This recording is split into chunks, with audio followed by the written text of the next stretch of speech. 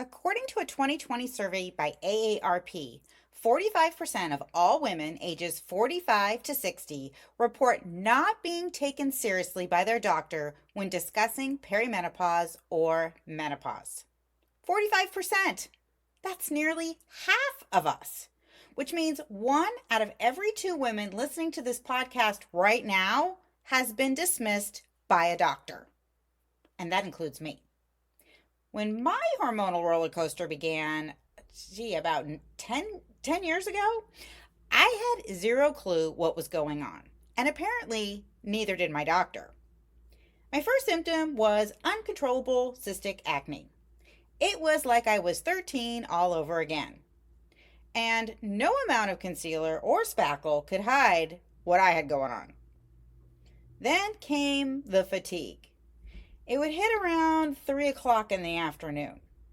I would mainline caffeine, 1 cup after another, trying not to nosedive into my desk because I had the energy of a sloth. But come 3 in the morning, I was still tired, but I was wired. And my mind was racing with thoughts that I couldn't turn off, no matter how many sheep or cows or an entire barnyard of animals I tried to count. But, what's a few zits and sleepless nights, right? It actually wasn't until I started to gain weight that I really started to freak out. We're talking like a whole new wardrobe size overnight. I was living in leggings and jeggings, and Lord help me if I tried to put on anything with a zipper, because it seems like all of those extra pounds have decided to settle down on my stomach. It got so bad, I finally made an appointment to see my doctor because I needed to figure out what was going on fast. So, after a thorough checkup, including a full blood panel, I remember my doctor looking up from his clipboard, and with a smile on his face, he said to me, "Monica, good news. Everything's normal." What? Yeah. So, I left my doctor's office without any answers, let alone solutions. Oh, I did get a prescription for my anxiety that I didn't want to take.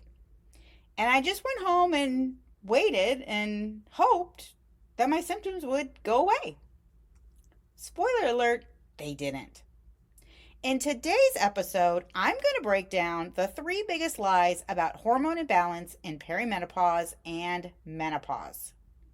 If you've ever been written off by a doctor or given a prescription for medication or birth control to manage your symptoms, this episode is for you. It's time to get out of the hormonal waiting room, find out what's normal and what's not, and how you can take control of your health naturally in 2025.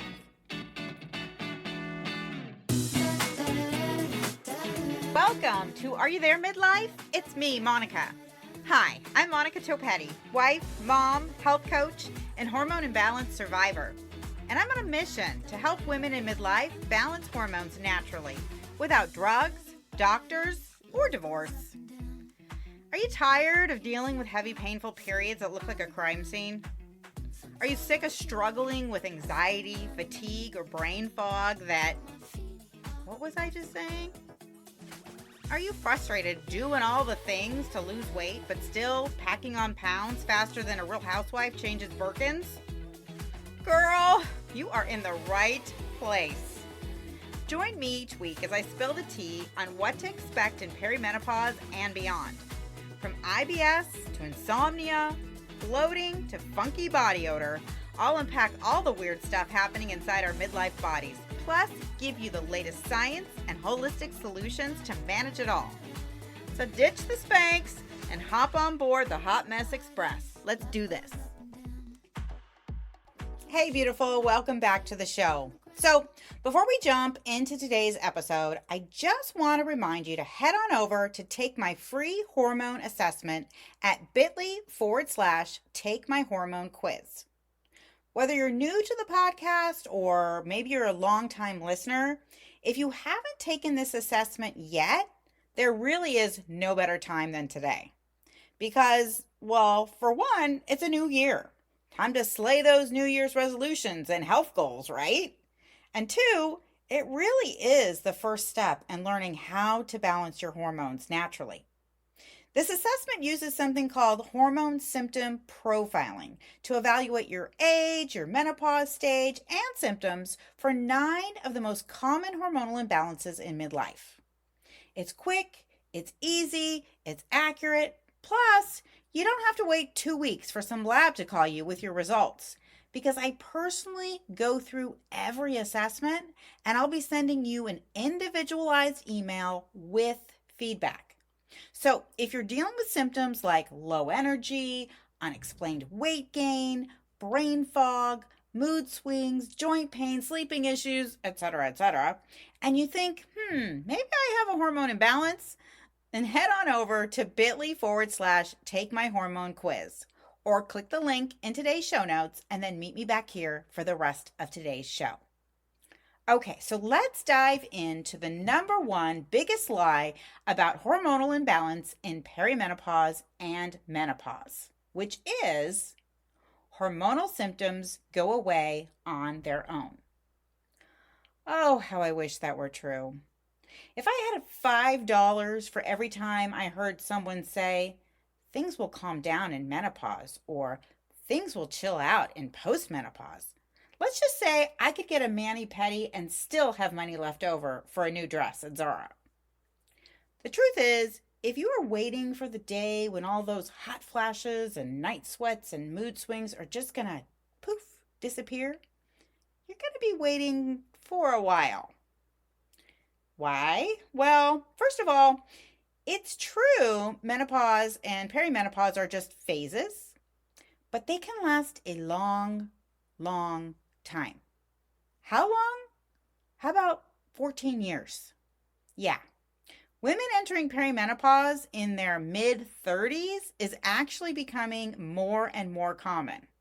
And while the average age of menopause is about 51, that number is starting to rise to 52, 53, even 56 or 57 years of age.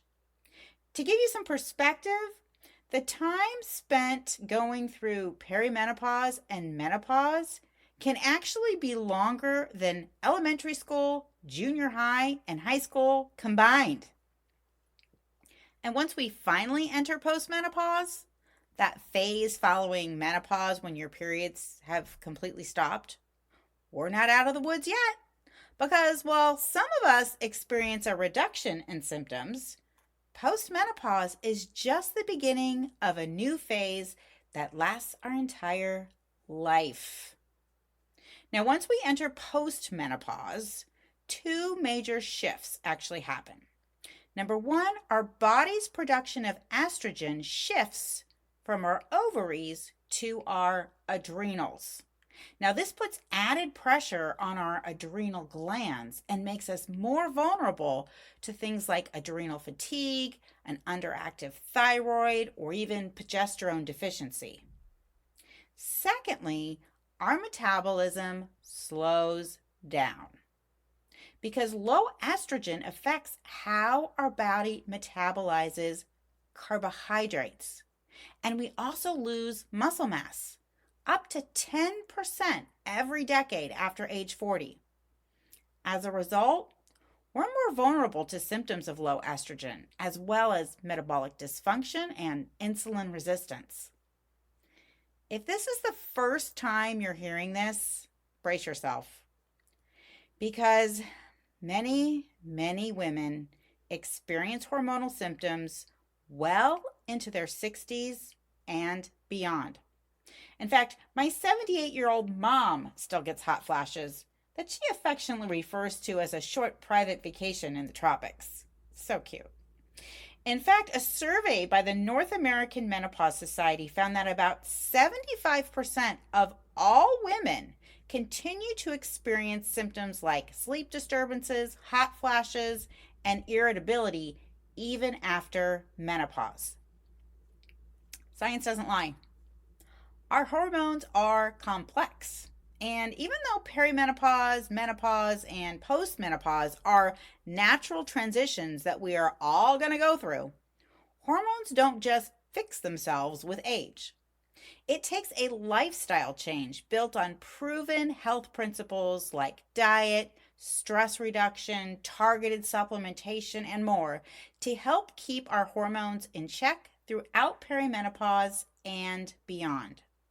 Now, for a deeper dive into why your doctor may be dismissing your hormonal symptoms, check out episode 4 of the podcast, which I'll link in today's show notes. The second biggest lie about hormonal imbalance in perimenopause and menopause is the birth control pill can help balance hormones in perimenopause. Seems plausible, right? I mean, after all, the pill addresses some of the same symptoms that overlap with perimenopause, like irregular periods, heavy bleeding, and even mood swings. Unfortunately, while oral contraceptives can regulate menstrual cycles, they don't balance hormones. They simply regulate the symptoms, and that's a whole different ballgame. The birth control pill works by introducing synthetic estrogen and progestin, or synthetic progesterone, into our body to make it think that it's pregnant. But it doesn't help our body naturally produce estrogen and progesterone at the right times like it should during perimenopause. This manipulation is known as hormonal regulation. Meanwhile, our body is still experiencing a hormonal shift naturally. Our ovaries are winding down, we're producing less estrogen and progesterone, while our adrenals are stepping in to pick up the slack. The birth control pill doesn't change any of this. So it's not really addressing the root cause of perimenopausal symptoms, which are naturally fluctuating hormones. It's just masking our symptoms. When we take the pill, our body essentially goes on a hormonal vacation. It's no longer producing its natural estrogen and progesterone, and the pill is regulating things externally. So while you're probably not experiencing certain symptoms like hot flashes, night sweats, or brain fog, they haven't actually gone away. They're just being masked temporarily by synthetic hormones. And here's the kicker. Remember when I talked about how the pill makes our body think it's pregnant? Well, in order to do that, it has to shut down our natural hormone production. So our ovaries get the memo, don't bother producing estrogen or progesterone because the synthetic hormones in the pill are doing that job for them. Until, dun dun dun, our doctor eventually takes us off the pill, usually by about age 50. That's what the American College of Obstetricians and Gynecologists recommend. And then our body has to relearn how to produce the hormones it's been suppressing for years. And this reset phase, well, it can lead to a kind of hormonal whiplash, opening the floodgates to a spike in symptoms that you're not prepared for and at a much greater intensity. Lastly, the pill can actually cause or contribute to certain hormonal imbalances or metabolic issues, especially like estrogen dominance. As I've explained in episode 14 of the podcast, estrogen dominance occurs when the levels of estrogen in our blood become disproportionately higher than our levels of progesterone, two key hormones involved in our menstrual cycle. We know that oral contraceptives work by introducing synthetic hormones, typically a combo of synthetic estrogen and progestin, into our body.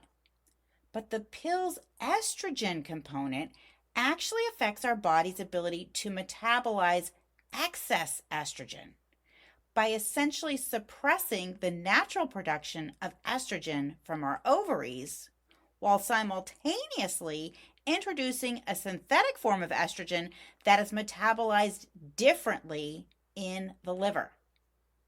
Plus, because the pill is suppressing ovulation, which is our body's natural production of progesterone, That's the hormone that balances and counteracts the effect of estrogen.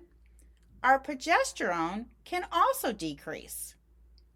Given how common hormonal birth control is, isn't any wonder why estrogen dominance is the most common hormonal imbalance in women in perimenopause? The bottom line, while hormonal birth control might seem like a quick fix for managing symptoms in perimenopause, it doesn't actually restore hormone balance or address the root cause of hormonal fluctuations.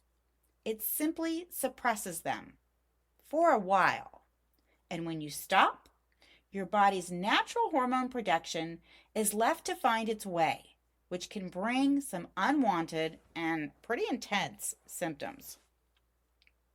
And the third biggest lie about hormonal imbalance in perimenopause and menopause is your only option to balance hormones in menopause is HRT. The truth is, HRT, or hormone replacement therapy, is often viewed as the only proven solution for hormonal imbalance in menopause or postmenopause. It's almost like we're told that if you don't want HRT, you're just stuck dealing with miserable symptoms. But that's far from the whole truth. In fact, it's this perception that's being perpetuated by members of the traditional medical community and pharmaceutical companies, which have done a complete about-face in recent years to focus on HRT as a quick, virtually risk-free solution for the symptoms of menopause. In the UK, for example, prescriptions for hormone replacement therapy have increased by 50% in the last year alone. But this notion that everybody should be on HRT, that menopausal women are somehow missing out if we don't decide to go on HRT, or that HRT is the only recourse for combating falling estrogen and progesterone and testosterone levels, it's flawed. The truth is, HRT is not a one-size-fits-all solution. While hormone replacement therapy can successfully help to alleviate certain menopausal symptoms like hot flashes and night sweats or even vaginal dryness, HRT is not the only solution, nor is it necessarily the best solution for all symptoms or all women. Why? First off, there are multiple menopausal symptoms, including sleep disturbances, mood swings, brain fog, cognitive symptoms, and even weight gain that tend to be less responsive to HRT than other symptoms. Second, HRT can actually cause additional hormonal symptoms or exacerbate existing hormonal symptoms in some women. In a study published in The Lancet in 2019, up to 25% of all women surveyed experienced additional side effects from HRT, including bloating, headaches, and an increased risk of certain health issues. For example, while HRT can help alleviate hormonal mood swings in some women, it actually causes mood swings or depression in others. According to a 2003 study in that same publication, women taking HRT had a significantly higher risk of developing mood disorders compared to those who were not on HRT. Cognitive side effects can also be a concern. That's because not only has HRT not been shown to improve cognitive functions like memory and concentration, but some studies suggest that initiating HRT later in life may actually increase the risk of dementia. Research published in the Journal of the American Medical Association found that long-term HRT use was associated with a higher risk of developing Alzheimer's in older women than in women not taking HRT. And if you're hoping to get some relief from hormonal weight gain, HRT may not be the answer you've been hoping for. That's because HRT was never designed to prevent or reverse the weight gain that often accompanies menopause, and in some women may actually contribute to weight gain by increasing fluid retention and fat storage. And thirdly, HRT has some risks. The U.S. Food and Drug Administration, or FDA, requires that all HRT products include warnings about increased risks for endometrial cancer and cardiovascular disorders like heart disease and stroke. In addition, women with certain pre-existing conditions such as a history of breast cancer or heart disease or even liver problems should seriously consider the additional risks of HRT. The bottom line? How well HRT works for symptom management is different for every woman. Your best friend may feel infinitely better on HRT, while you don't experience any relief, or worse yet, your symptoms get worse. In addition, the risks associated with HRT may outweigh the benefits, especially for women with certain pre-existing health conditions or family histories. The truth is, HRT is just one of your options to manage menopausal symptoms. In fact, several studies, including one published in the Journal of Clinical Endocrinology, show that a holistic, natural approach can be just as effective at managing menopause symptoms as HRT, and without the risks associated with long-term hormone use. Now, for a deeper dive into the side effects and risks of HRT, including biopellets, check out episode 3 of the podcast, which I'll link in today's show notes. In the end, no one-pill-fits-all solution exists, especially during perimenopause and menopause. And whether it's hormonal birth control or HRT, no pill is without side effects. So what is the solution? Well, the first step is to find out exactly what is going on with your hormones. And that's by taking my free hormone assessment. So click the link in the show notes right now if you still need to get some clarity there. Now, if you've already taken my free assessment, the second step is to identify the underlying contributing causes of your hormone imbalance or imbalances. We could do that together when you book a free hormone profile results call. If you're tired of being blown off by your doctor or wasting time trying this supplement or that diet to get rid of your symptoms so you can just feel like you again, then click the link in today's show notes and book a free call with me. Then join me back here next week when I explain why normal labs don't always equal normal health and what you can do about it. Until then, sending you out into the world with health, happiness, and fewer hot flashes. Hey friend, can I call you friend? Because I already feel like we're friends in my head. Did this podcast teach you something, make you laugh, or feel less like an alien? If so, I would be so incredibly grateful if you could take just 60 seconds to rate, review, and subscribe. That is the number one way you can thank me and support the show. Until next week, stay cool and keep away from sharp objects.